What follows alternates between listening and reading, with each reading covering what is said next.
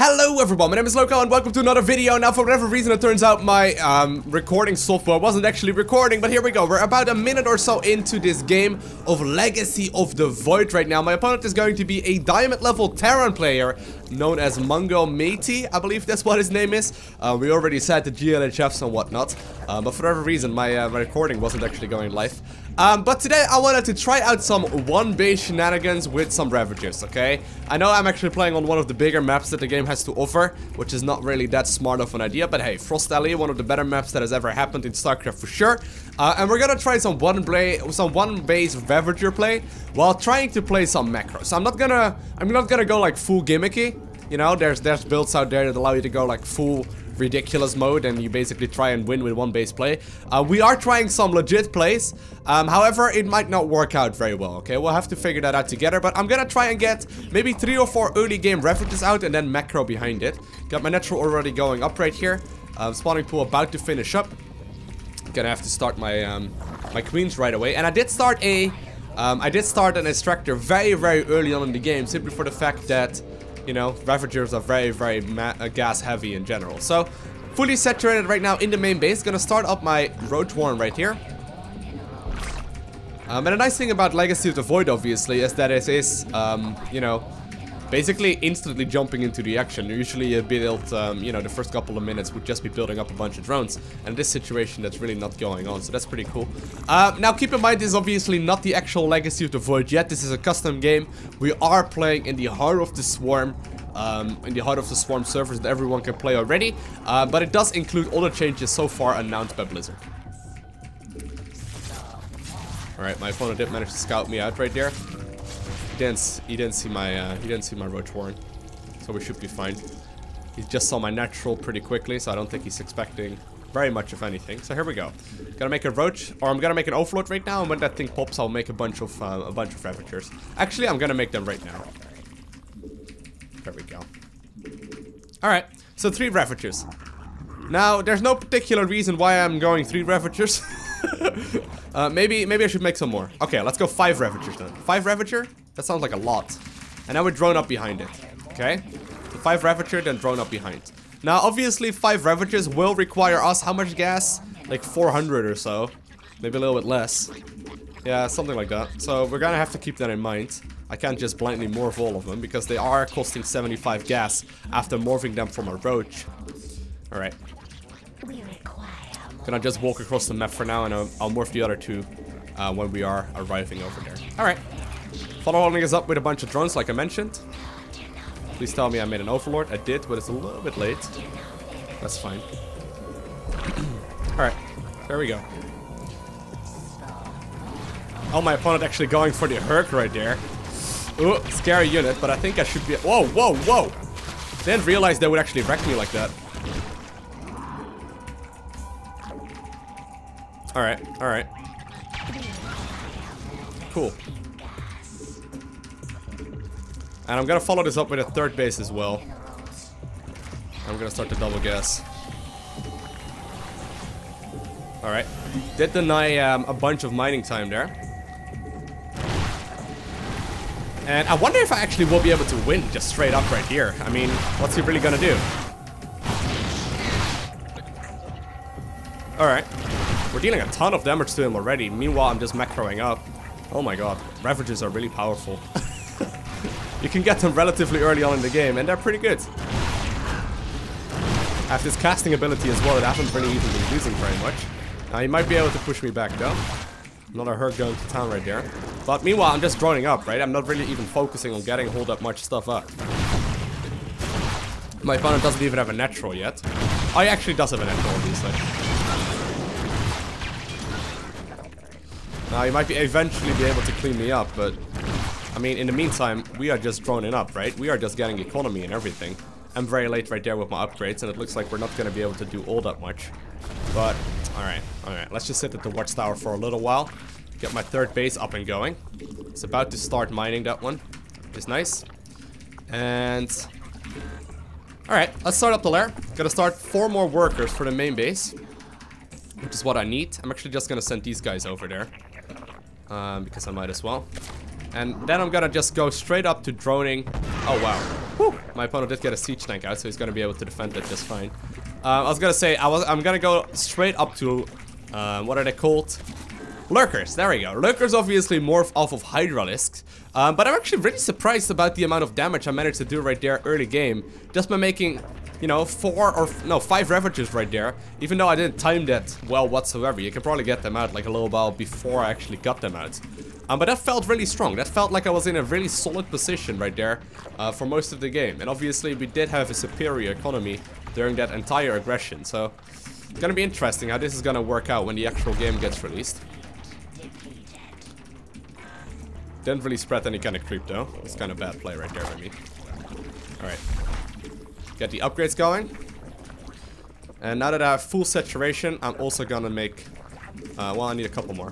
Now that I have full saturation right there, I'm gonna also make some more roaches. Already having a lot of gas out. Now the gas might seem a little bit ridiculous, but quite honestly, I think if I don't, I would be in a lot more trouble. Don't know if my opponent is playing bio or mech though. We'll see. Alright, let's have a look. No, he's going biomine. Okay, that's a pretty big problem right there for him. I'm gonna have to start teching up to the hive, but the reason why that is a problem is that I'm gonna have lurkers out, okay? And lurkers are amazing in these situations. Oh shit. Oh wow! We actually have a little bit of aggression right here. These siege tanks can now actually be dropped while they're sieged, and that's a pretty big deal, because that means that my opponent doesn't have to, you know, move them all that much as he usually would.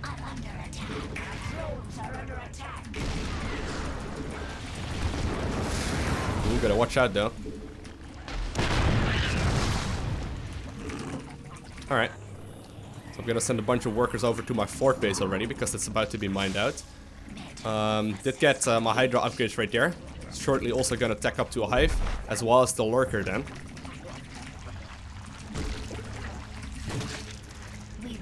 Alright, so far so good. So far so good. We did manage to defend that quite well. Yeah, I'm just gonna wait for a second.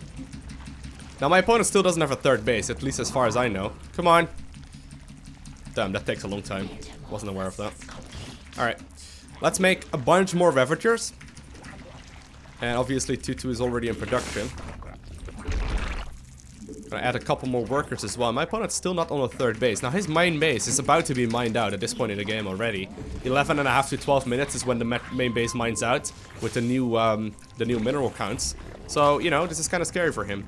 He's definitely in trouble if he isn't paying attention. Alright, looks like he's gonna start dropping more. Alright, gotta set these guys over there. Alright. Close enough. Alright, so far so good. Adding on more Hydras so I can morph them all into Lurkers very soon. And I'm gonna also add in some extra drones over there. Now, I really like the fact that we are forced to expand this much, okay? It's really cool, because that means that we can't simply sit back for very long. Like, he's gonna be mined out. He's gonna be mined out right around right now. I'm just gonna creep on every single base. And the problem is obviously that he won't have anything anymore. Like, he won't be able to produce very much anymore. So all I need to do right now, knowing that his economy is gonna run out very shortly, is defend. Now, he is gonna be able to go over to my fort base pretty quickly. So, you know, that's a bit of an issue, but... Alright. So I'm gonna actually put these guys on a separate hotkey group, because they do function completely different. But so far, this is looking quite nice. So far, this is looking quite nice. What I'm gonna do is just max out, go for another base. I'll actually expand to watch him as well. Yeah, he's moving past all of my... He's passing past everything. So he you know, he is aware that I know, right? He should be aware that I know that his base is coming up. Or that his army is coming up. But here we go. We got our Lurkers, okay? Lurkers are amazing. They attack on the ground, do splash damage, and especially are great against bio. Now, I'm also getting a couple of swarm hosts right here that I'm gonna try and nuke him down with. Oh, sweet. Those are some huge pickups. Alright. I'm gonna try and fly some locusts into his main base. Don't know if that's gonna be a thing, but hey. Do need to get the flying locust upgrade right here, which is expensive. Oh, snap. Oh. Alright. Did also get the Locust ranged upgrade, or the ranged upgrade right there for my Lurkers. Alright. So he's gonna try and expand right now, but his main base is surely already mined out. I like the fact that my units just seem like they're like, you know, moving well together. There's not really a bad moment, you know. I actually should have gotten that Lurker upgrade sooner though. I will be able to take out this base very quickly if he isn't paying attention, so something to keep in mind. Alright, we're gonna try and start harassing that base of his.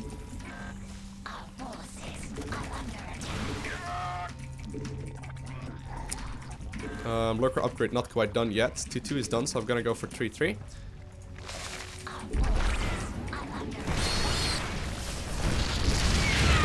Burrow my Lurkers.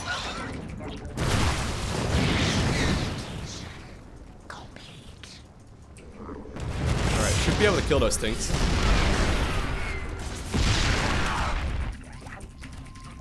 Upgrade almost done. Alright, here we go. Ready? Come on! Alright, here we go.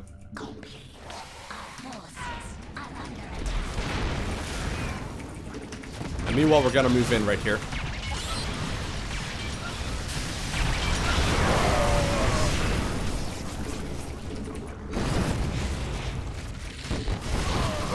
Oh man, we are doing great. This is a 6 threat. We'll simply contain him with some early game aggression, and it's not looking well for him at all. Oh my god, I literally just murdered everything in his natural as well with those flying locusts. Oh man, Legacy of the Void is looking so cool for ZERG. Not gonna lie. Alright, let's move these guys up. They are definitely pretty strong.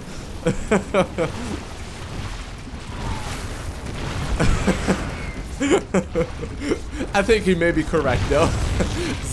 ZERG is like, okay, here's the thing, right? ZERG just moves so smoothly between all the transitions. Like the Roach into Ravager transition basically makes transitioning towards a Lair very easily.